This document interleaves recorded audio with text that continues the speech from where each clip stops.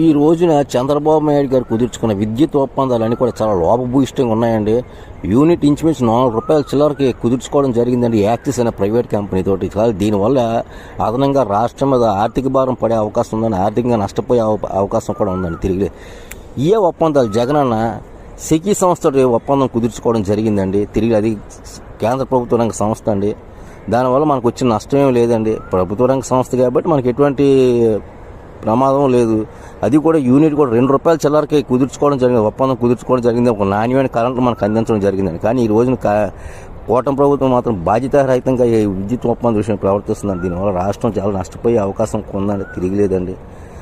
ఇప్పటికేంటి sir, రాష్ట్ర ప్రభుత్వం తెలుసుకొని ఈ ఒప్పందాలని రద్దు చేసుకొని ఒక చౌకగా జగనన్న ఏ విధంగా ఒప్పందం ఆ విధమైన ఒప్పందాలు కుదుర్చుకుంటే ఈ రాష్ట్రానికి మంచిది, ప్రజలకి మంచిదండి. ఈ రోజున చంద్రబాబు నాయుడు గారు కుదుర్చుకున్న విద్యుత్ ఒప్పందాలన్నీ కూడా చాలా లోపభూయిష్టంగా ఉన్నాయండి.